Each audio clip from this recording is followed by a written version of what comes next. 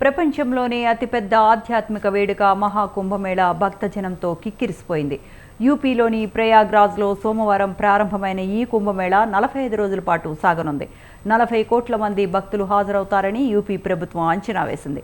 అయితే తొలి రోజే భక్తులు పోటెత్తారు. గంగా, యమున, సరస్వతి నదులు కలిసే త్రివేణి సంగమం వద్ద దాదాపు 1.50 కోట్ల మంది పవిత్ర స్నానాలు ఆచరించారు.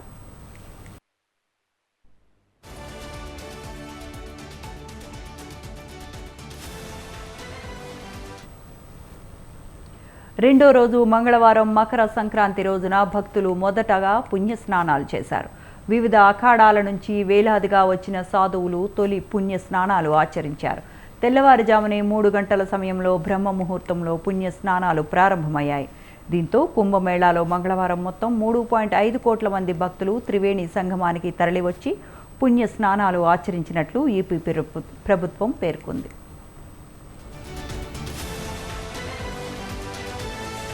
మహాకుంభమేళాలో 13 అఖాడాలు పాల్గొన్నాయి. వివిధ అఖాడాల నుంచి నాగ సాధువులు తరలివచ్చి సామూహిక స్నానాలు ఆచరించారు.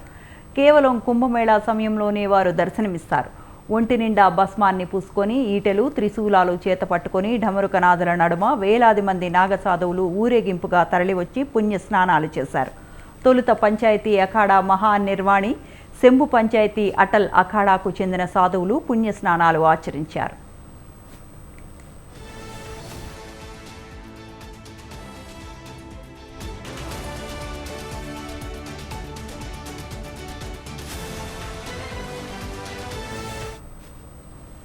మహాకుంభమేళాలో పురుష నాగ సాధువులే కాకుండా పెద్ద సంఖ్యలో మహిళా నాగ సన్యాసులు కూడా ఉన్నారు.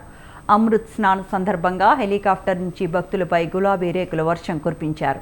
ప్రయాగ్రాజ్లో ప్రతి 12 సంవత్సరాలకి ఒకసారి పూర్ణ కుంభం నిర్వహిస్తామని, అయితే 12 పూర్ణ కుంభాల తర్వాత 144 సంవత్సరాలకు ఒకసారి మహాకుంభం జరుగుతుందని మహానిర్వాణి అఖారాకు చెందిన మహామండలేశ్వర చేతన్ గిరి మహారాజ్ తెలిపారు.